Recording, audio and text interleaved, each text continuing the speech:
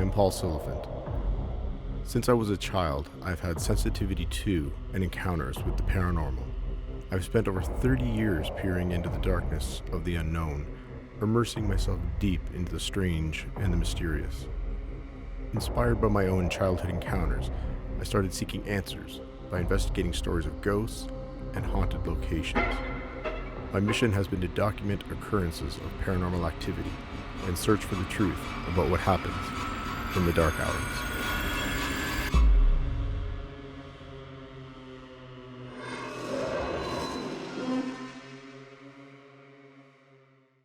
Dealing with the paranormal, you witness some strange things, some scary things, but it's the personal moments that stick with you. When I was a child, family was the most important thing. We were a close family. Unfortunately, my early experiences with the paranormal became a source of tension, particularly between me and my dad. Paul, you know your mother and I support anything you do, but you're 12 years old. All this nonsense about imaginary friends is beginning to get to be a bit too much.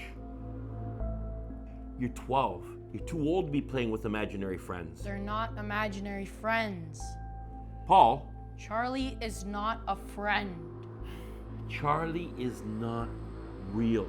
Charlie was a ghost that followed me throughout my childhood. Things would happen, and I know it was Charlie. Please don't talk about Charlie. You'll make him mad. There is no Charlie. Please. You hear that, Charlie? You're forbidden from playing with Paul. From now on, no more Charlie. Dad, please stop. Enough. I first met Charlie when I was a child. He came across as another child. That's the way he acted. I believed he was a child. He would play games, he would play small pranks, nothing dangerous, nothing out of the ordinary, he would just let me know he was there. Dad.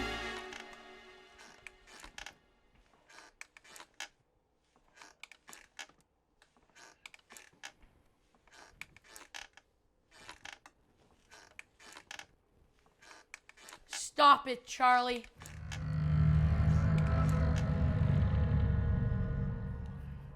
Go to your room.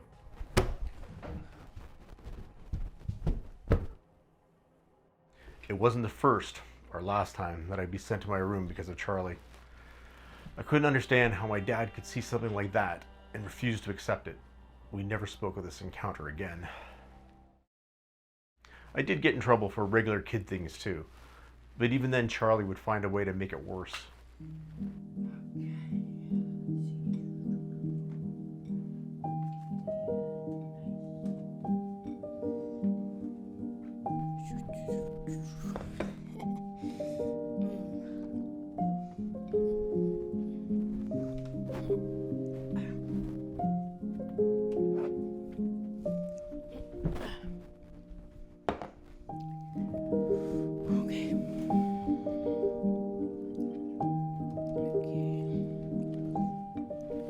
Paul, what if I told you about leaving the fridge door open? You're wasting electricity. I was trying to get some milk and cookies. Okay, but when you're done, make sure that you close the door. Okay. All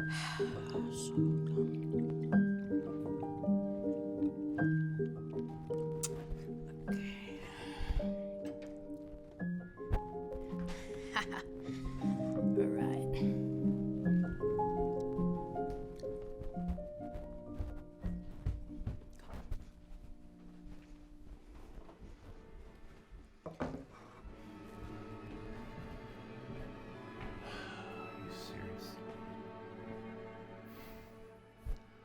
Paul.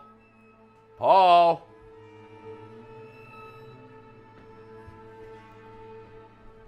What? What is this? Milk? Are you trying to be funny? No, why? I told you, put the milk away and close the fridge. I did. Then what is this? I don't know. Why is the milk on the counter and the fridge door open for it?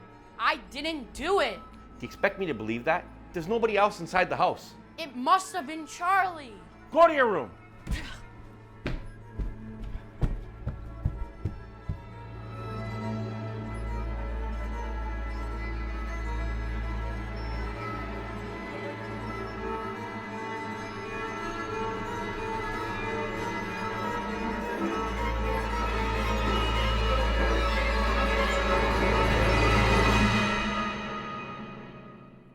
I first experienced him, he was very childlike, very innocent in the things he used to do.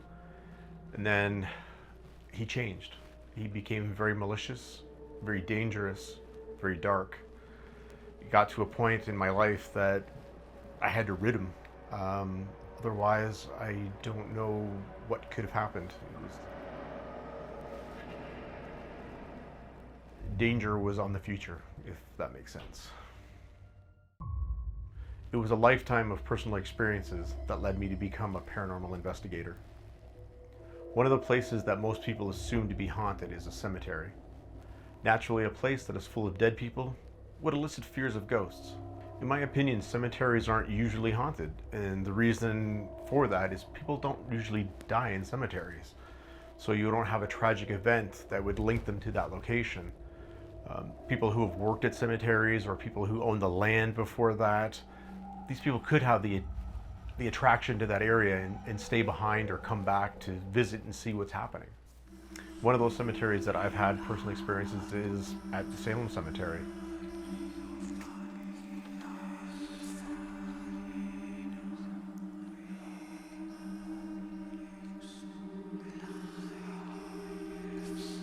We entered the cemetery just before dark.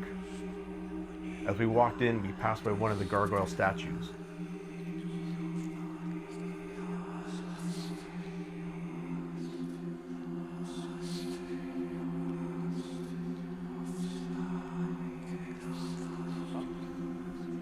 Did that gargoyle just turn his head? What? When we came in, I swear it was facing the other way. You're telling me that gargoyle turned its head?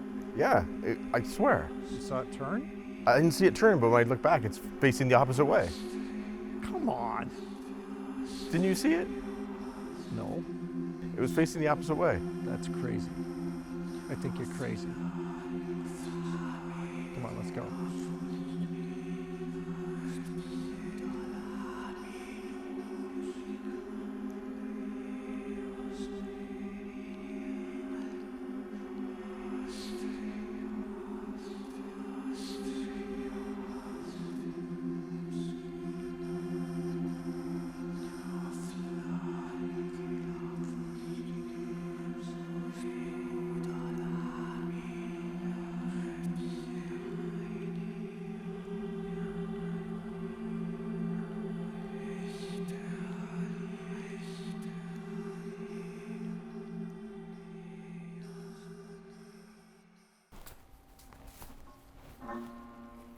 All right, you want to get started?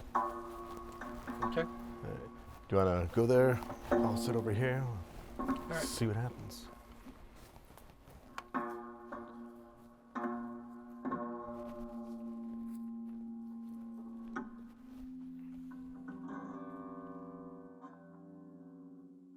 I was using a K2 meter, which measures electromagnetic fields. Some people think that a spirit, if present, will give off an electromagnetic field. So if we get a measurement on the K2 meter, it may mean that there's a spirit close to us. It also means that we may be able to communicate with that spirit. Is there anyone here with us? Anyone who wants to communicate with us? We've heard there's many spirits here who like to visit. Is there anyone here with us now? It's getting colder. Yeah, I noticed that. Temperature changes can also indicate the presence of a spirit. It can also just be that it gets colder at night. Hello? Is there someone here? I'm getting some hits on my K2 meter. Well, that's good. Hello? My name is Paul. This is Rob. We're just here to find out more about you. Communicating with spirits is not easy. They don't always respond when you want them to. It was getting a little misty, and that really added to the creepy atmosphere. Did you see that? What? Over there.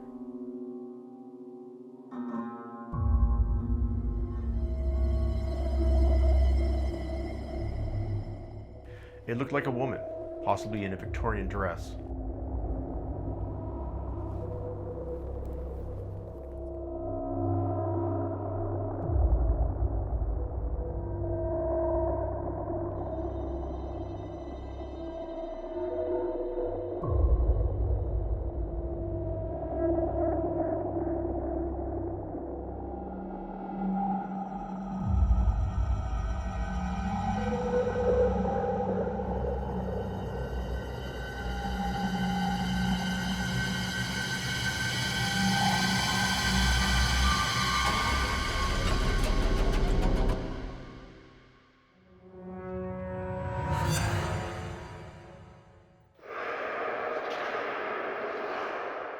She looked at us, then turned away and vanished. But we thought it would be worthwhile continuing our investigation of this cemetery. We hadn't had any indication of paranormal activity in a while. We just kept walking around hoping that something would happen.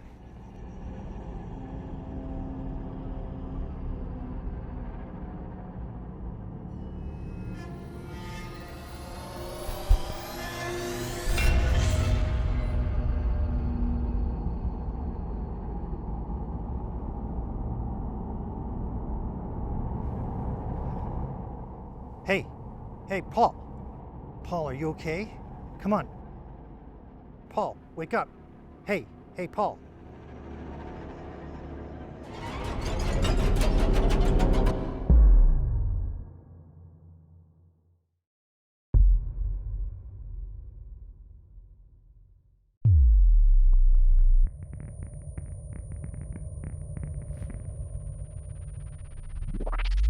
Where am I? Hello? Is anybody here? Where am I? Hello? Is anybody there? Hello? Help me. I can help you. Come here. Help me, please. If you come close, I can help you. Who are you? Paul, are you okay? Paul, what's going on? She's coming. Who's here? The scary lady is coming. She's here. The scary lady? The scary lady is here. Help me. Please help me. Come back. Help me, please.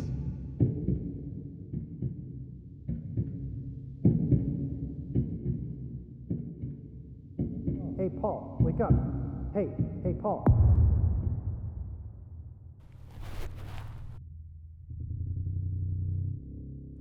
Where are you? Hello? Where are you? Paul, what happened? Where is she? Where's who? The girl. What little girl? You've been lying on the ground for ages. Where'd she go? My fellow investigator explained what had happened. I had no memory of that. Okay, grab your stuff, let's go. Come on, these bugs are eating me alive.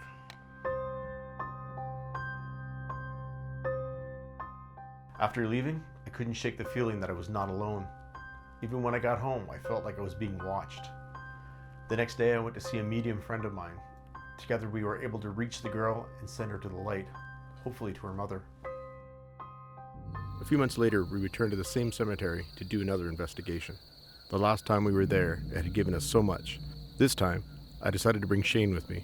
We arrived at dusk and were preparing to enter the cemetery. We were walking around when Shane noticed a figure standing at the edge of the forest.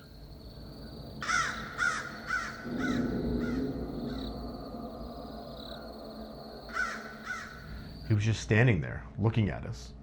Then he turned and walked away into the woods.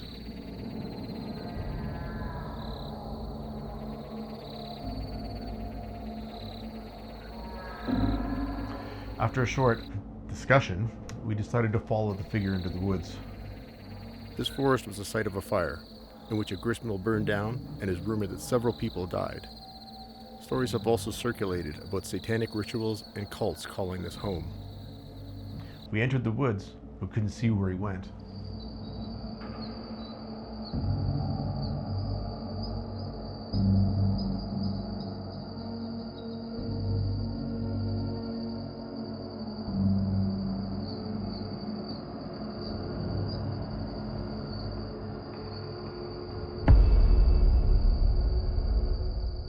After some walking around, we saw the figure again. Further off into the woods, we headed in that direction.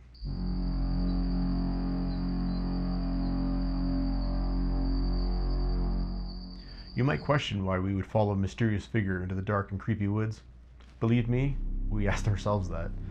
But part of being an investigator is investigating strange things. So that's what we did.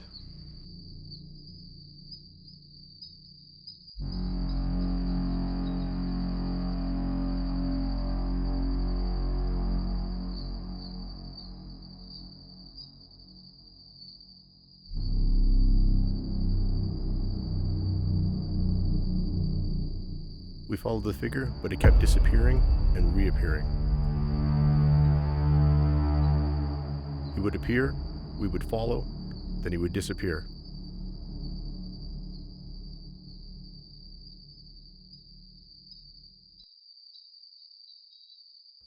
Finally, we caught up to it. Then it just vanished, right in front of our eyes. Shane and I were astonished at what we just witnessed. Then Shane noticed something on the ground. It was what looked to be a gemstone. Shane suggested that we take it. I told him no, that is not a good idea. You should never take anything from a haunted location. You don't know the history of the object. You don't know if it has anything dark attached to it or if it's been cursed. And it's something you don't want to bring back with you and bring into your life.